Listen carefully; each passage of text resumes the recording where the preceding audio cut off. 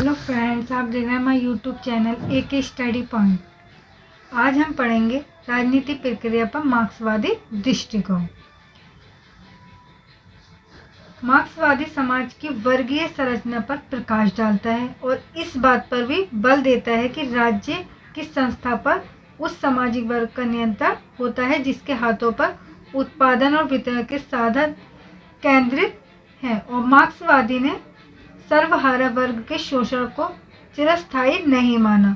उनका कहना है कि पूंजीवादी का विनाश अनिवार्य है और मार्क्सवादी एक क्रांति का पैगाम है। मार्क्सवादी ने उन विधियों का विस्तार से विश्लेषण किया है जिन्हें अपनाकर बुजुर्ग वर्ग का अंत किया जा सकता है। अतः मार्क्सवादी राजनीति के अंतर्गत वर्ग संघर्ष, क्रांति के सिद्धांत और श्रमिक की तानाशाही का बहुत महत्वपूर्ण स्थान है। यहाँ हम इन तीनों विचारों पर पढ़ेंगे। आज हम इन तीनों विचारों को पढ़ेंगे।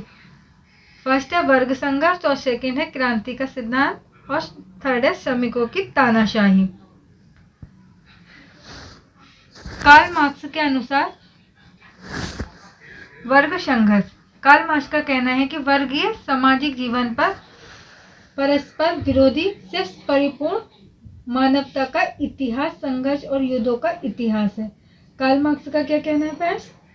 मानव की वर्गीय समाज जीवन परस्पर विरोधी से परिपूर्ण और मानवता का इतिहास, संघर्ष और युद्धों का इतिहास है। संघर्ष और युद्धों का इतिहास है और परस्पर राष्ट्रों के बीच भी संघर्ष चलता रहता है और समाज के विभिन्न वर्गों के बीच भी यहाँ जिन विभिन्न वर्गों की चर्चा की जाती है वे धन और धार्मिक या जातीय वर्ग न होकर आर्थिक वर्ग हैं। क्या है कार्ल मार्क्स का कहना फ्रेंड्स? वर्गीय और सामाजिक जीवन पर परस्पर विरोधी और परिपूर्ण है और मानवता का इतिहास, संघर्ष और युद्धों का इतिहास है और परस्पर इसके बीच में संघर्ष चलता रहता है और समाज के विभिन्न वर्गों के बीच यहाँ जिन विभिन्न वर्गों की चर्चा की जाती है वे धन व धार्मिक जातीय वर्ग का न होकर आर्थिक वर्ग है। धार्मिक या जाति का वर्ग न होकर आर्थिक वर्ग है। केवल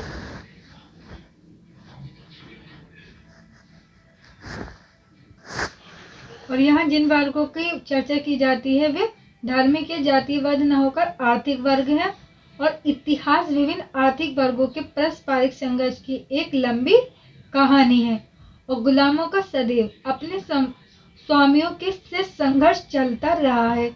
कृषक दासों का सामंतों से और मजदूरों की पूंजीपतियों से संघर्ष आज भी जारी है। वर्तमान पूंजीवादी व्यवस्था में मजदूरों का अपना स्वतंत्र अस्तित्व नहीं होता। वे तो केवल भाड़े का टट्टू बनकर रह गया है।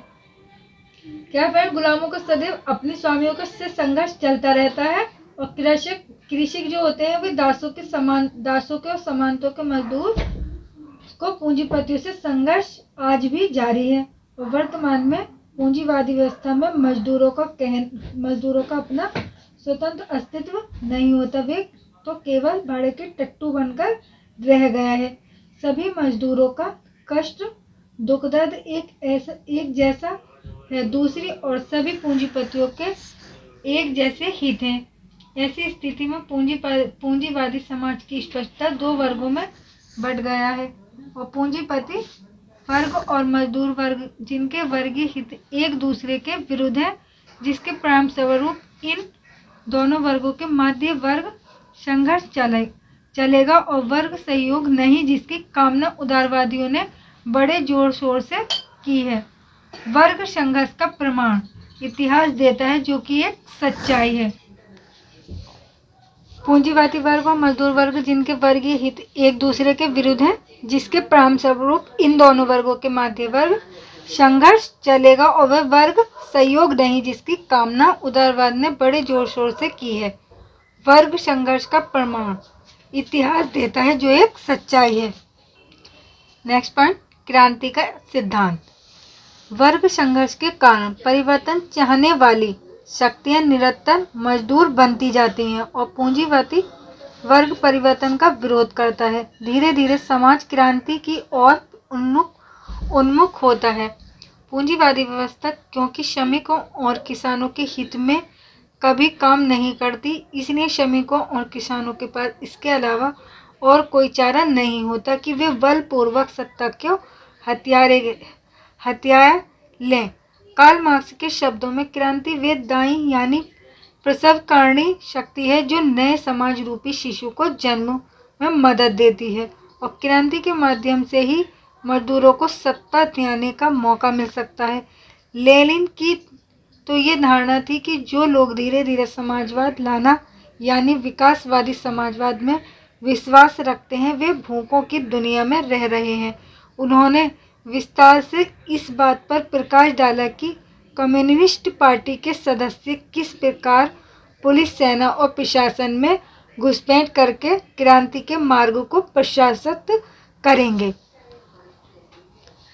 क्या फ्रेंड, क्रांति का सिद्धांत वर्ग संघर्ष के कारण परिवर्तन चाहने वाली शक्तियां निरंतर मजबूत बनती जाती हैं और पूंजीवादी वर्ग में परिवर्तन का विरोध करता है और धीरे धीरे समाज क्रांति की ओर उन्मुख होता है, और कभी कभी श्रमिकों को और किसानों के हितों में कभी काम नहीं करती, इसलिए श्रमिकों और किसानों के पास इसके अलावा कोई और चारा नहीं होता।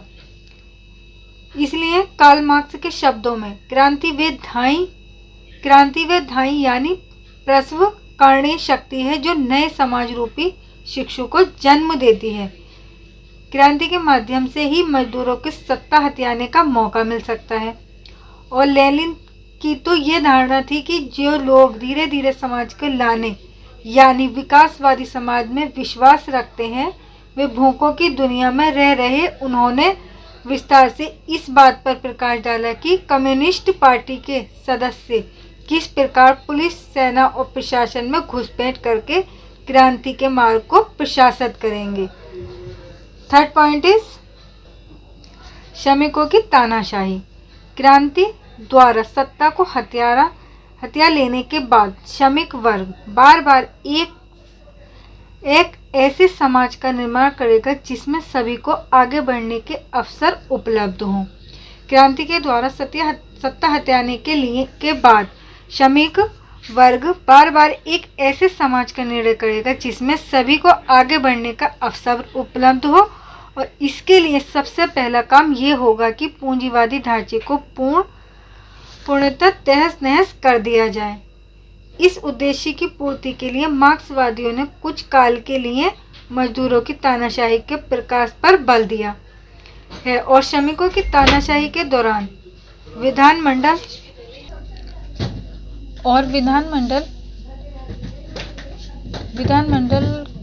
इस उद्देश्य की पूर्ति के लिए मार्क्सवादियों ने कुछ काल के लिए मजदूरों की तानाशाही की प्रक्रिया पर बल दिया, और श्रमिकों की तानाशाही के दौरान विधानमंडल, न्यायपालिका और पुलिस सेना के सिविल कर्मचारी और शिक्षा संस्थाएं ये सभी केवल एक दल यानी साम्यवादी दल के नेतृत्व में कार्य करेंगे। भूमि और उत्पादन के साधन सरकार के हाथों में आ जाएंगे।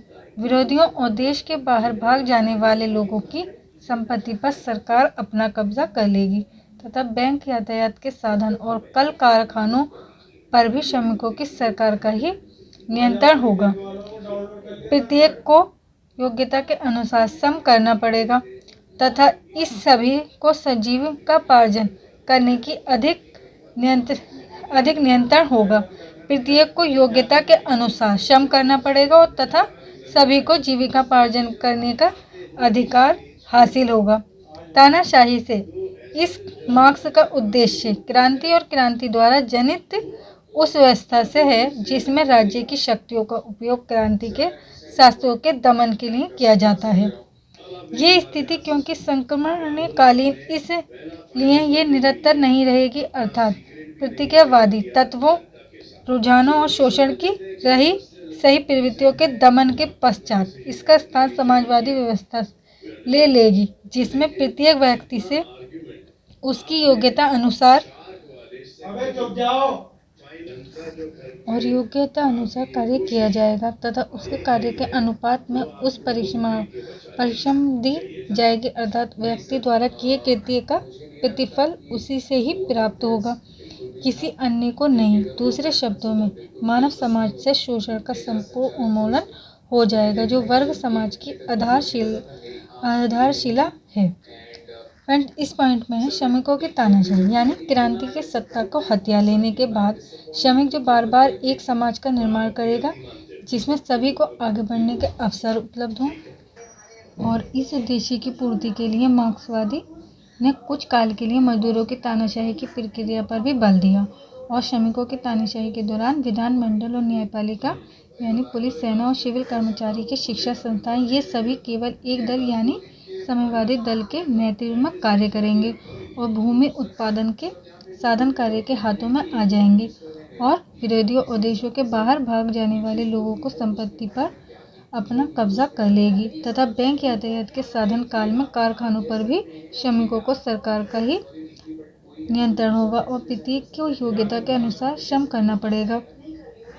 और ये स्थिति क्योंकि संक्रमणकालीन है, इसलिए ये निरंतर नहीं रहेगी। अर्थात प्रतिक्रियावादी रुझानों यानी शोषण की सही प्रवृत्तियों के दमन के पश्चात इसका स्थान समाजवादी व्यवस्था ले लेगी, जिसमें प्रत्येक व्यक्ति से उसकी योग्यता अनुसार कार्य लिया जाएगा तथा उसके कार्य के अनुपात में उसे परिश्रम दी जाएगी, अर्थात व्यक्ति द्वारा किए नेतृत्व का प्रतिफल उसे ही प्राप्त होगा, किसी अन्य को नहीं। दूसरे शब्दों में मानव समाज से शोषण का संपूर्ण उन्मूलन हो जाएगा, जो वर्ग समाज की आधारशिला है। फ्रेंड, राजनीति के मार्क्सवादी दृष्टिकोण हम मूल्यांकन हम नेक्स्ट वीडियो में पढ़ेंगे। अगर आप लोगों को मेरी वीडियो पसंद आए तो मेरी वीडियो को लाइक, शेयर, सब्सक्राइब करें, बेल आइकन को प्रेस करें, और जिससे आने वाली वीडियो का नोटिफिकेशन सबसे पहले आपके पास पहुंचेगा। Thanks for watching my video.